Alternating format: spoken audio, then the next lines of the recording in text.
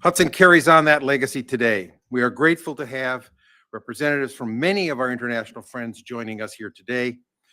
Many of them from some of our allies are research fellows and senior fellows here at Hudson Institute to improve our understanding and our ability to talk with friends and allies in substantive and continuous ways. I particularly want to thank Ambassador Sandhu for his work advancing the Indo-American relationship. He's been a great friend, and we've had many conversations with him, and I want to thank him for his great representation of India here and his diligent efforts to try to help us understand what's going on in India and in the Indo-Pacific. Thank you, Ambassador. For these and many other reasons, we are honored to host India's External Affairs Minister, Dr. Jaishankar. For this discussion, he's going to be joined by my colleague, Walter Russell Mead. This discussion is important, I think, as is evident to most people here, because both of our countries are at a critical point in the history of the world, and the future of that world is going to largely be shaped by our ability to work together and with other allies around the globe to create a better and safer future, rather than a more chaotic and a future filled with conflict. Therefore, this is a critical time for us to not only better understand, but better figure out ways to work together as we have never worked together before. Dr. Jaishankar is a member of the upper house of India's parliament. Before assuming his current role in government, he served as foreign secretary and has been India's ambassador to the United States and India's ambassador to the People's Republic of China, among other countries. I don't think I need to tell this group, he is one of the most respected diplomats in the world. He is considered one of the most competent. And around the world, if people have problems, they frequently call him to help them sort it out. He is also the author of a best-selling book, The India Way, Strategies for an Uncertain World, which compellingly articulates India's current and future position in the world. And I recommend it highly. Many times people want to understand others through distance. I think it's very important to use the expertise of people who are at the front line and have thought deeply and experienced deeply the issues that are going to shape our world. Joining him for this discussion is Walter Russell Mead. He is the Ravenel B. Curry III Distinguished Fellow in Strategy and Statesmanship at Hudson Institute. Many of you know him as the Global View columnist of the Wall Street Journal, and he is the James Clark Chance Professor of Foreign Affairs and Humanities at Bard College in New York. Walter multitasks. He's author of numerous books, including the widely recognized Special Provenance, America's Foreign Policy and How It Changed the World. His newest book, Ark of a Covenant, the United States, Israel, and the Fate of the Jewish People, has been recognized by the New York Times and the Wall Street Journal as Best Book of the Year. Ladies and gentlemen, thank you for joining us for this important discussion. Please join me in welcoming Dr. Jaishankar and my colleague, Walter Russell Mead.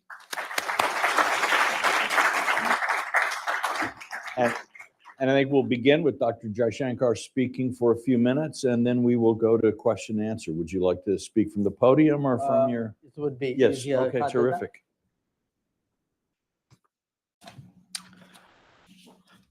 Good morning. Good morning to all of you. And it's a real pleasure to be back here. It's been some years, but of course, we've been talking to each other.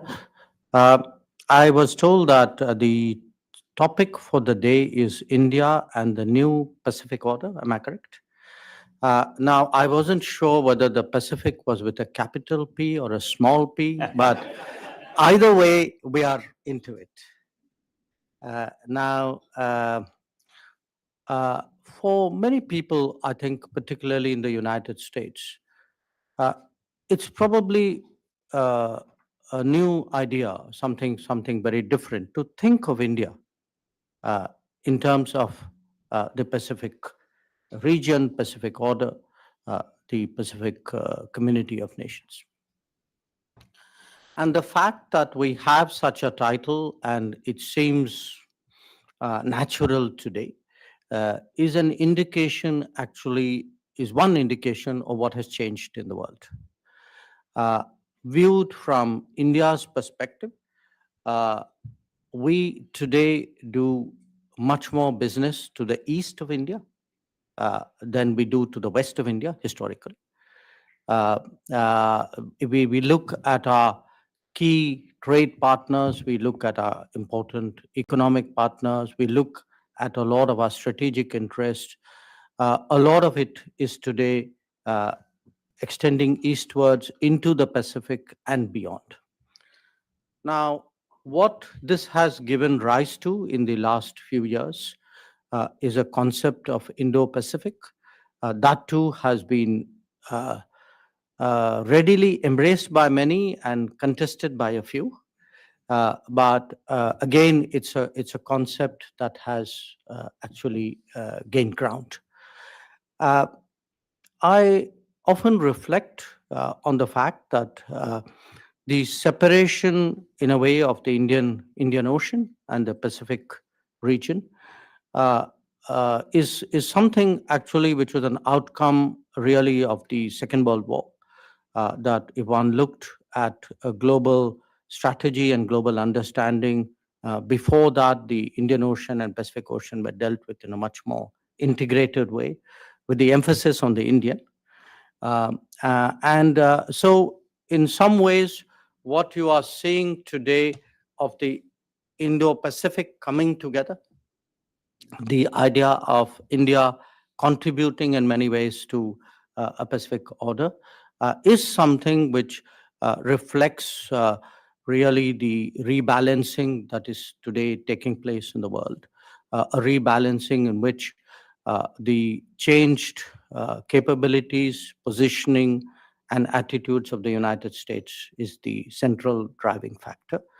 But also in one in which the rise of China and its implications is obviously a very, very crucial issue. But to which there are many other moving parts, but an important one is also that of India. Now, related to the Indo-Pacific, again, over the last 6 years, another concept which has gained ground is that of the Quad. It was revived in 2017 after a gap. It was attempted first in 2007. It did not last. It was revived after a decade. It's an interesting question why it worked this time when it did not work the first time. Not just worked, but if you see in 17, it was done at a bureaucratic level, at an undersecretary level in the US. In 19, it became a ministerial forum. In 21, it became a presidential prime ministerial forum.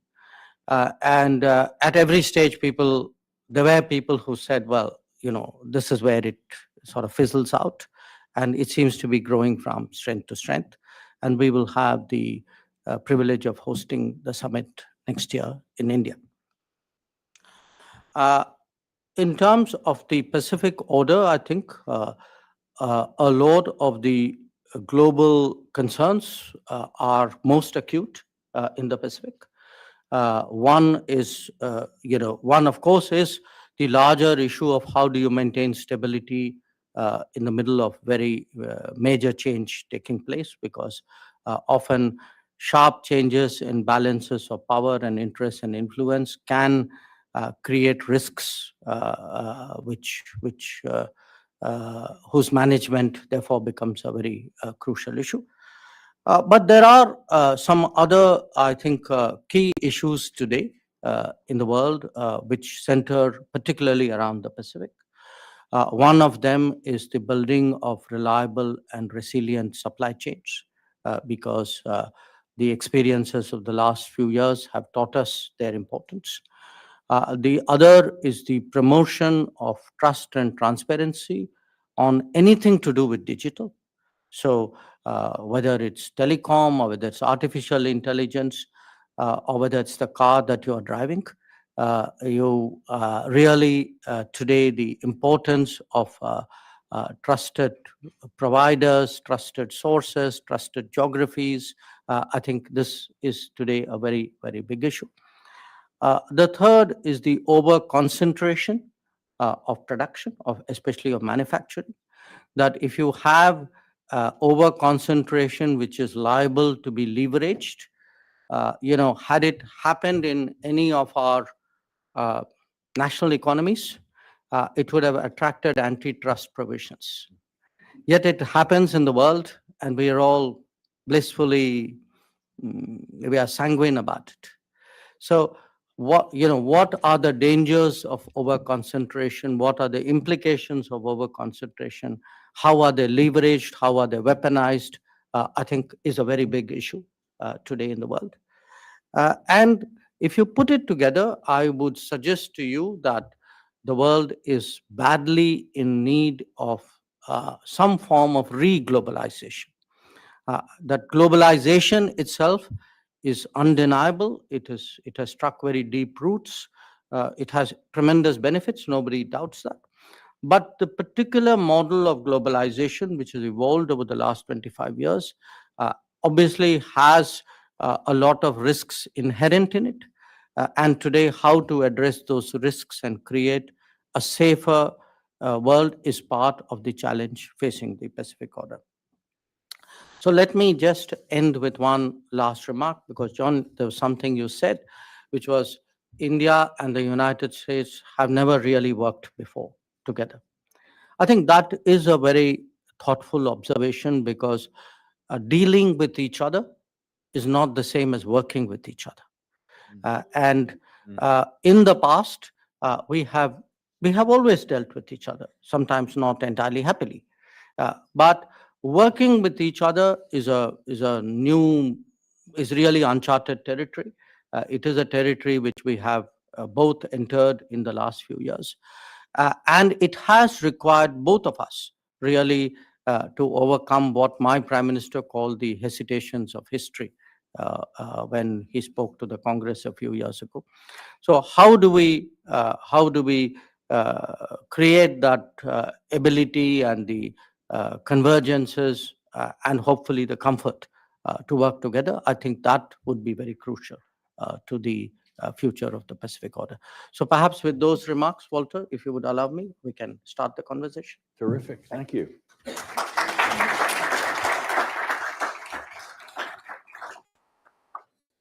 Thanks for those remarks, and thank you so much for being here. You really do, Hudson, great honor.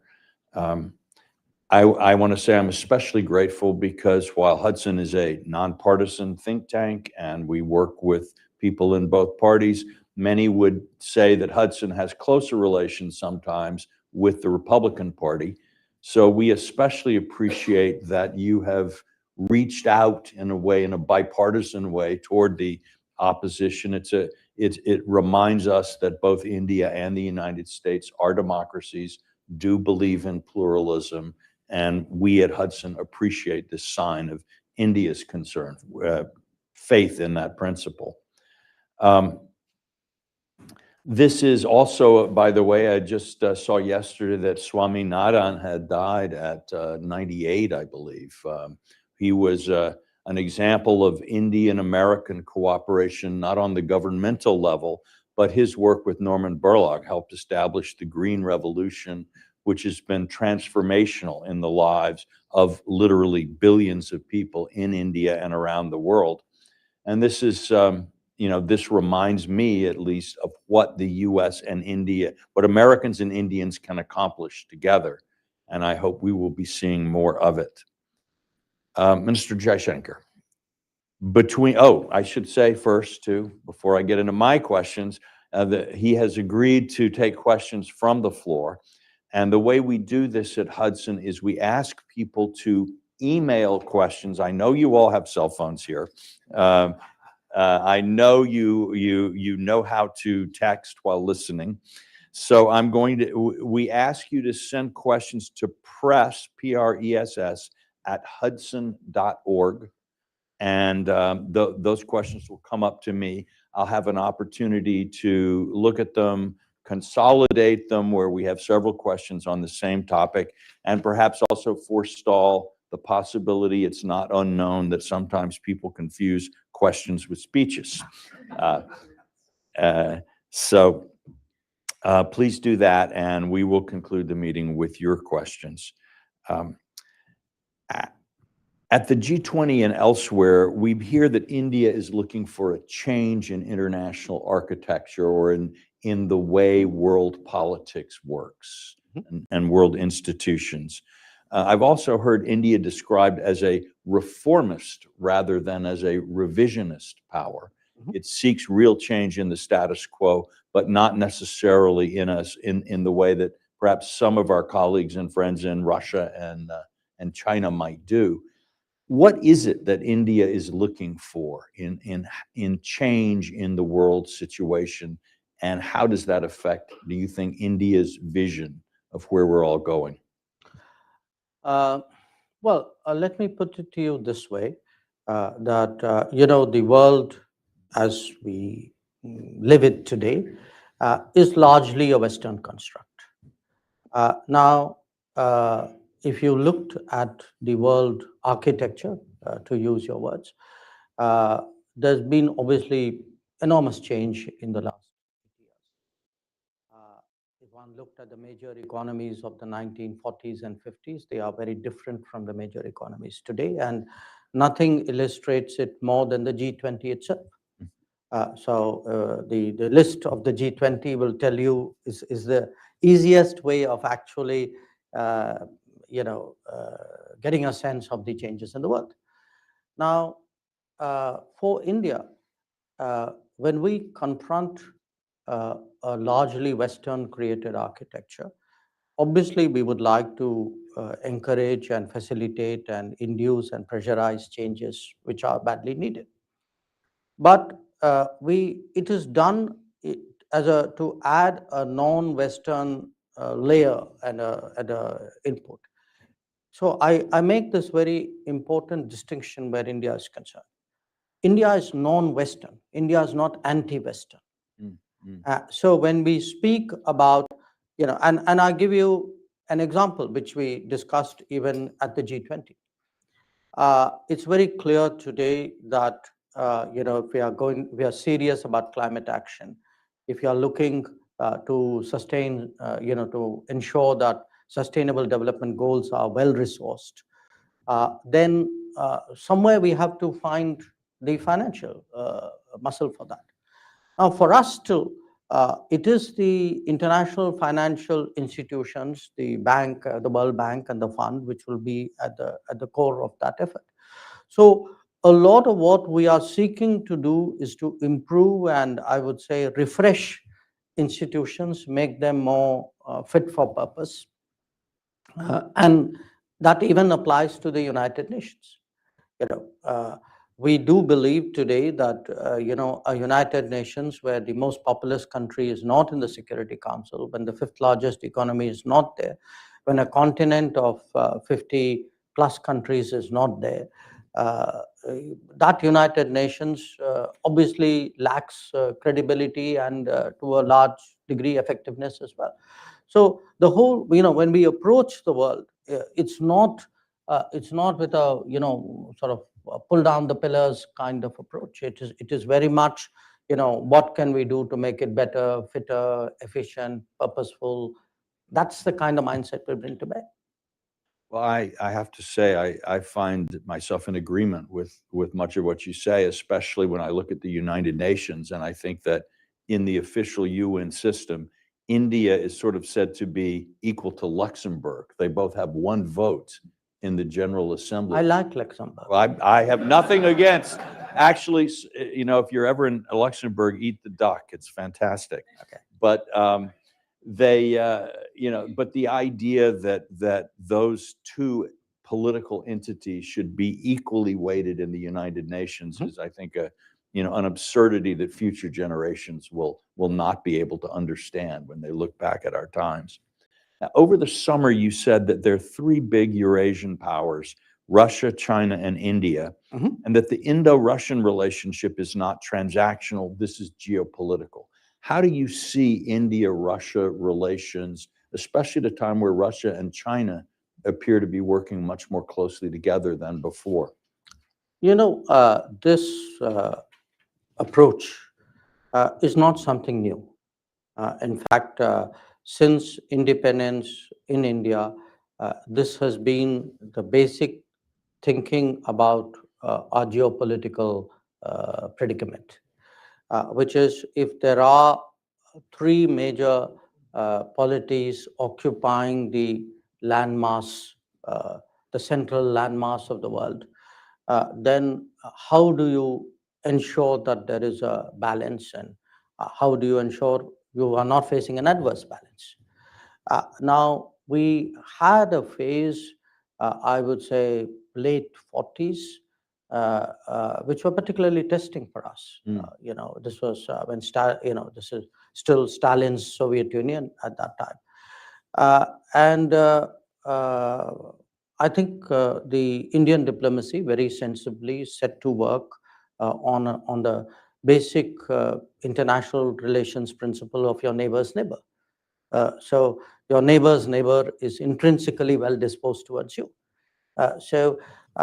Since the 50s, actually, there's been a very systematic mutual cultivation. Now, it's not just us thinking about Soviet Union, now Russia. It's also the Russians thinking about India with the same principle and the same logic in mind.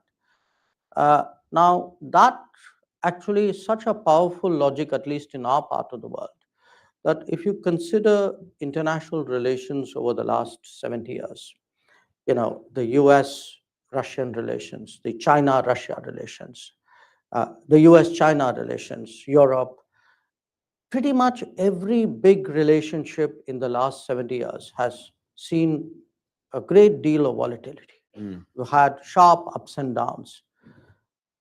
The India-Russia is very exceptional. It's been very steady. It may not be spectacular, so it may have stabilized at a certain level, but it has not seen that kind of ups and downs which your relations with Russia or China's relations with Russia or Europe's relationship with Russia has seen through, and that's in itself a statement. Now, if one looks at the world today, Russia today, I think as a consequence of what is going on in Ukraine, it seems to me clear, and I assume it seems to them clear, that in many ways Russia's relationship with the West has broken down. And in that case, it's logical that Russia focuses more on the Asian side of Russia, though historically Russia has always seen itself as a European power. So you are actually seeing a reinvention of Russia as a consequence of what is happening in Ukraine. You can see much of that will naturally focus on China, because that's the first and the largest country and economy that Russia encounters when it wheels around and looks at Asia. But then again, India will and has come into calculations as well. So I would predict actually a Russia which would consciously focus on the non-Western world, away from Europe, away from the United States, look much more at Asia, look possibly at other regions as well, but Asia is economically the most active. So I guess that's what you're going to see. Okay. There's a growing recognition in the United States and India, I think, bolstered by Prime Minister Modi's tremendously successful visit last summer, that our two countries' interests are broadly and even strategically aligned in a way perhaps they have not been in the past. And this is that shift from dealing with one another to working with one another that you mentioned. Where do you see the principal areas where our interests are aligned, and what areas of tension and difference do you see at this point? I would say they are aligned in a set of areas. In a kind of a geostrategic way, they are aligned. That we both want to see a certain stability and a certain set of rules and a certain, I would say, distribution of power, which is advantageous to both of us, and our interests are not clashing in that respect. So at the biggest picture level, I would say there's a very powerful case really for India and the US to work together.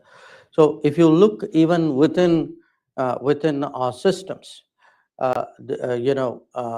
historically, it was actually our national security side which had the greatest suspicion of or reservations about each other. Mm. Today, it's the national security side which is the most enthusiastic about it. Mhm. The second is actually the economic side, but an economic side which is very heavily tech focused. Yes. Because if one looks at the direction of the global economy, in fact, we look at our own lives, the tech component of what we use and do and live amidst is increasing. This what you can call it the knowledge economy, the information embedded economy, I think has created again a very powerful new convergence between us, because at a global level, the United States will need partners. India will need opportunities and possibilities. So, to me, if we are today talking about ISET, if we are, if you look at American priorities like the IRA and the CHIPS Act, I think these are all factors which will create a stronger sort of bonding. So if you can get I think if the politics works and the economics get stronger, then obviously there's a very, very strong convergence. Now you ask me where could they be or where are the problems? We are both, we are democratic societies, we are incredibly diverse, but we are diverse in very different ways. Yes. And we are very internally argumentative and externally, argumentative would be a mild word. So what happens is, I think we will have, there will be occasions where there will be that rub or that friction. And it will happen also because in a globalized world, our arguments are no longer contained in a national sphere. People who have a viewpoint in India will reach out to people who have a similar viewpoint in the US and vice versa. Today, political arguments are very, very global. And often, if you are having a global conversation, but not necessarily a global cultural understanding of each other, I think there's plenty of room there for friction. Often, I read judgments or I hear people say things in the US and sometimes in India too, where we are looking at the other society completely from our own template, from our own experience. And I think that would be an issue. Well, I certainly would agree that both, from my experience, both Americans and Indians lead the world in moral lectures. We're both of our societies are. We've been doing good. it longer though. Yes, no, you have a deeper experience. I won't deny.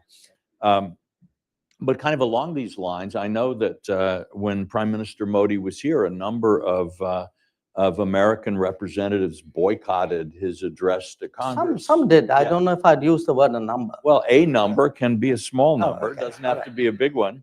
And I know I wrote a column about India in the Wall Street Journal, and I got there was a letter to the editor from Cardinal Dolan, who was a very well-respected man I personally respect tremendously, to the Journal, expressing his concern that I hadn't said enough in my column about problems of religious minorities in India. So how would you sort of try to shape the conversation, or how would you respond to some of these concerns that people have here? It would be a mix because, I think different people if I don't know Cardinal Dolan, I'm a little more familiar with American politicians, including members of Congress. So I'm not, I know many of them have strong views, often electorally driven, sometimes culturally driven, all of that. So I'm a little hesitant to address specific examples. But as a broad proposition, Yes. look, as a broad proposition, all I can say where India is concerned is the underlying culture of India is deeply pluralistic. In fact, I cannot think of any society in the world, and I've lived in many of them, whether I look at Europe or look at North America, and North America, US is very pluralistic. China, I've lived in Russia. The diversity and the layers that you get in India, and you can slice it in different ways. It could be ethnicity, it could be faith, it could be language, it could be traditions. It's actually unique. It's Yep. truly in multiple accesses the most diverse space in the world. Now, it is something. Now, when you have that kind of diversity, that diversity will always have its own conversations and discussions. It will be there will be attempts to get a certain balance right. There will be corrections. There will be recorrections. It's in the nature of diversity. The only way you won't have those dialogues is when you don't have diversity, or when you have imposed something so strong that everything is okay in that place because everybody has either been forced to agree or conditioned to agree with each other.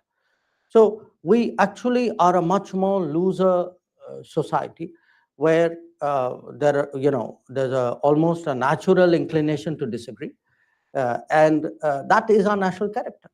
Now, when you have people who have not come through that experience, who for them, are listening, it's like you're listening to the next room. You really don't know the people in the next room. You're picking snatches of conversation. And then you are making a judgment or an opinion based on that particular soundbite that you picked up. So today, since you brought up the issue of minorities in India, look, what is the test really of fair and good governance, or of the balance of a society? It would be whether, in terms of the amenities, the benefits, the access, the rights, do you discriminate or not? And in every society in the world, at some point, there's been some discrimination on some basis. So if you look at India today, it's a society today where there's a tremendous change taking place, because people are the biggest change happening today in India is the creation of a social welfare system in a society which has less than $3,000 per capita income. Nobody has done that in the world before. Now, when you look at the benefits of that, you look at housing, you look at health, you look at food, you look at finance, you look at access, educational access, health access. There's no, I defy you to show me discrimination. I mean, in fact, the more digital we have become, the more in a way faceless the governance has become. Actually, it's become fairer. But as I said, this is a globalized world. There will be people, you will have people gripe about it, and much of the griping is also political. Let me be very frank with you, because we've also had a culture of vote banks, and there are sections who had in their own eyes a certain privileged access, who today may resent the fact that they don't. It's a phenomenon with which you are not unfamiliar. And I think these will be the turbulence of a democratic society. Well, now we in the United States have had the experience not only of lectures from India, but lectures from Canada. And, I think You know, they look at you as the global South. Yeah. It's one of the more interesting relationships. And I think Dean Acheson once wrote an essay about Canadian criticisms of the United States, and he titled it "Stern Daughter of the Voice of God." But certainly the Canadian Prime Minister has made some serious charges recently. But I also see that from press reports that you have met while you're in Washington with National Security Advisor Sullivan, with our Secretary of State, Blinken, and that this subject has come up. Can you give us any information about how this is or isn't affecting U.S.-India relations, where this whole matter stands now from your perspective? Okay. Now, so let me start with Canada.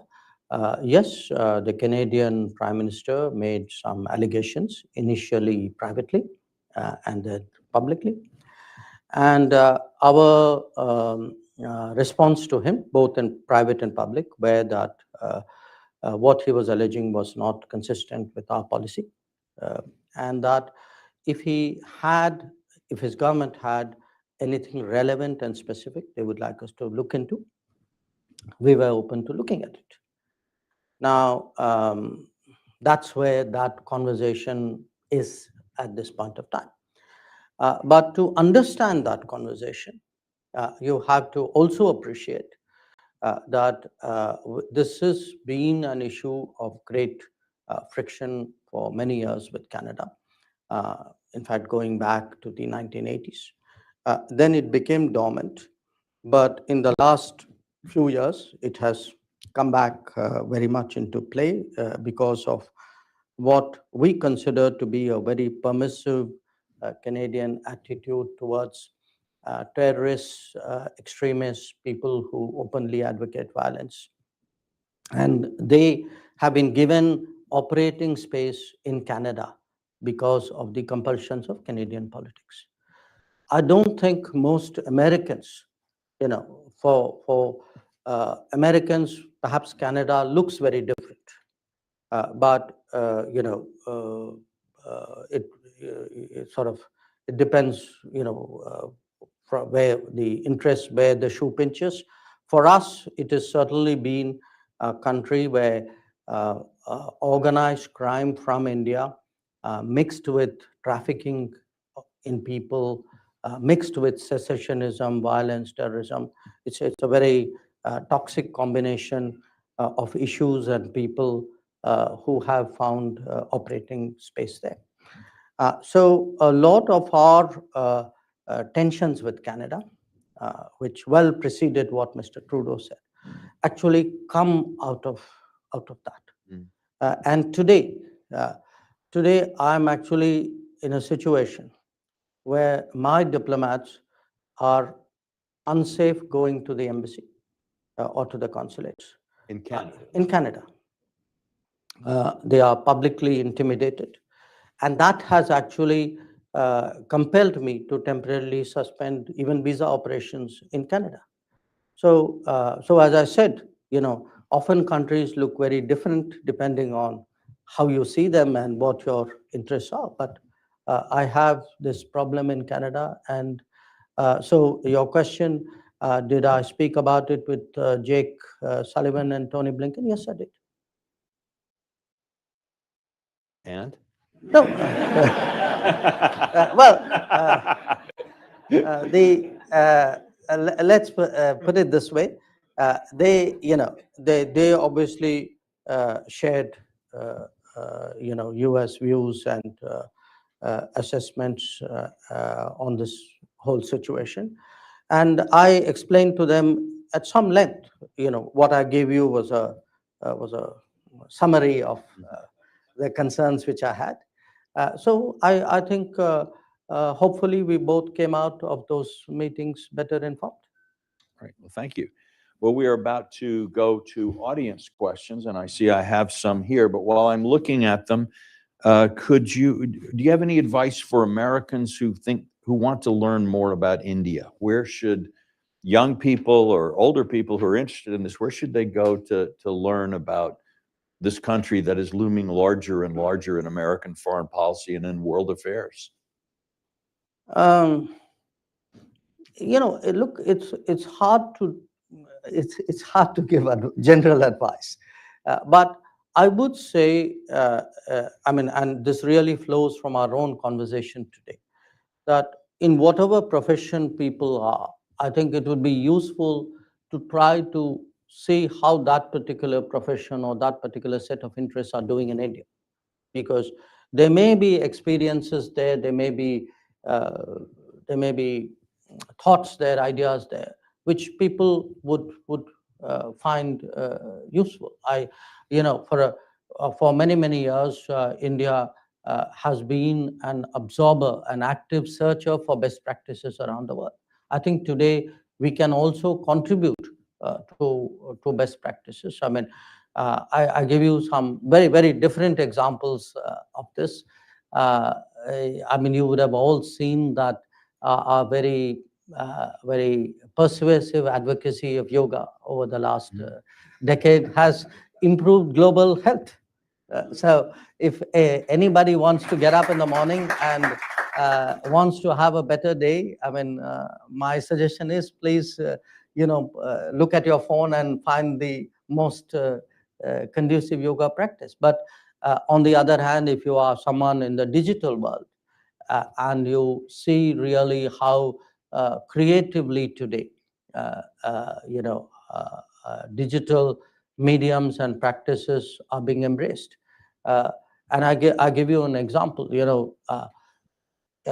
If you are going shopping in India today, you can leave your wallet behind. You can't leave your phone behind, because most likely the person you're buying something from will not accept cash, will want you to pull out your phone, look at the QR code, and make a cashless payment. Now, we are clocking, last year we clocked 90 billion cashless financial payments. Just for a reference, the US was about 3, and China was 17.6. This year we probably would exceed. I saw the June figures. It was 9 billion transactions in June alone. So I'm giving you that as an example.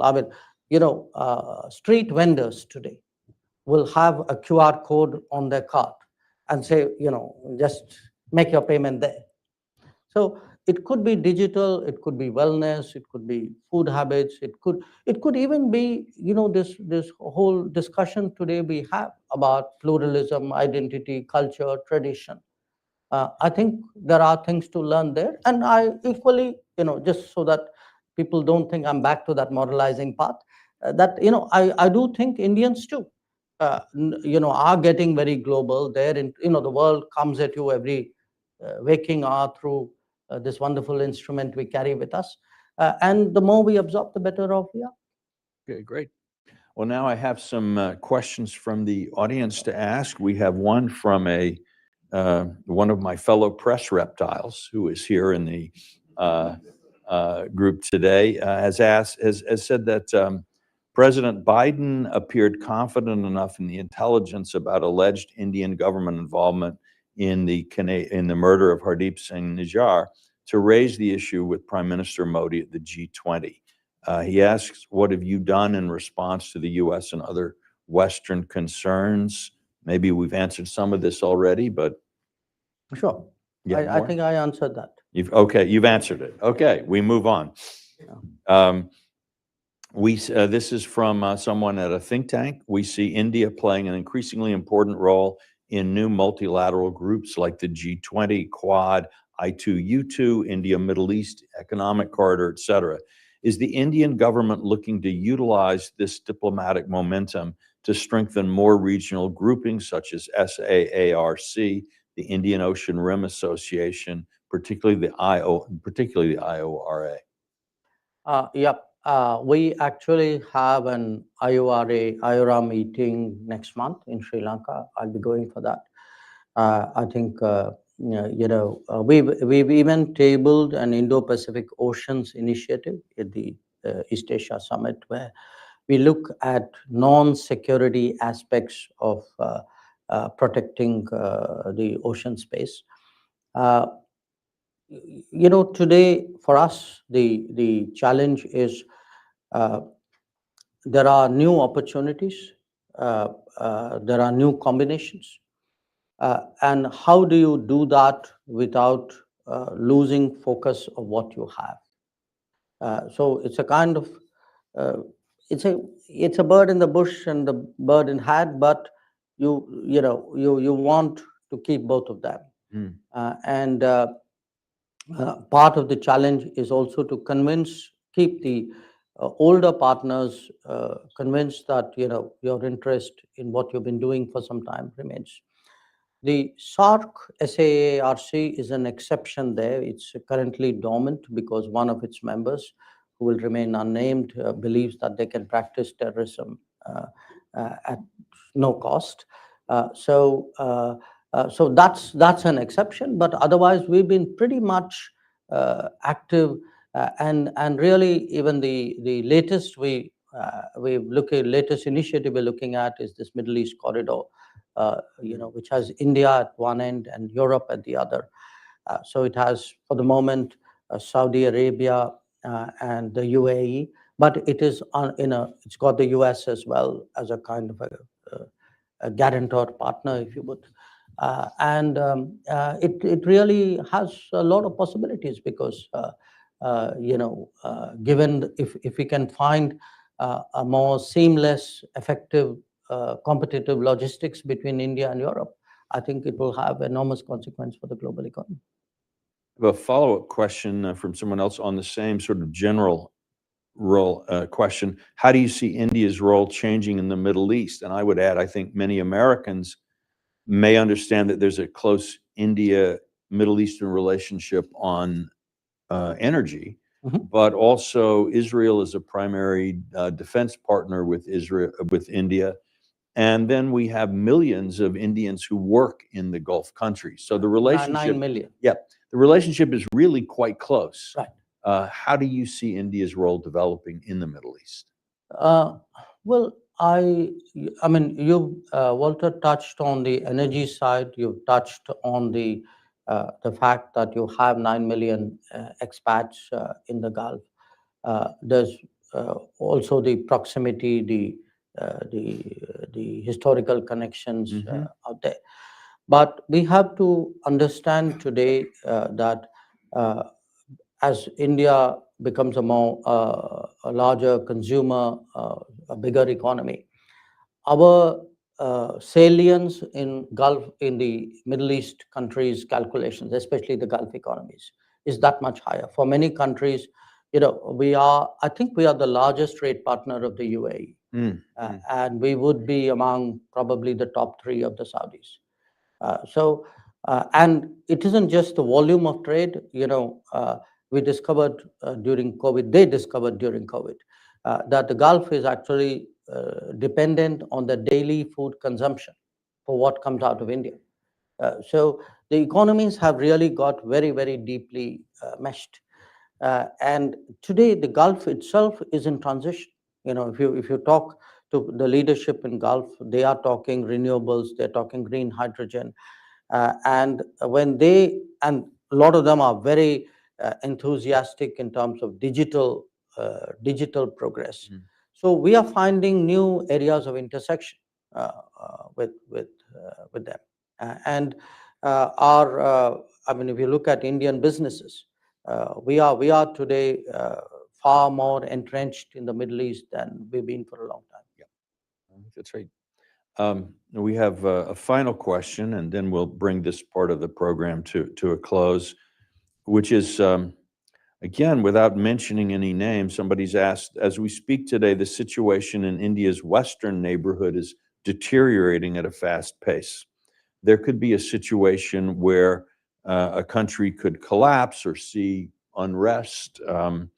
How is India preparing for such an unknown event, or how could it prepare? In an unnamed country. In an unnamed country to the west of India. We have a few countries. There's more than one option. Who are having problems of their own. Look, today there are there are countries in different parts of the world in crises of different kinds. And we have a few proximate to us.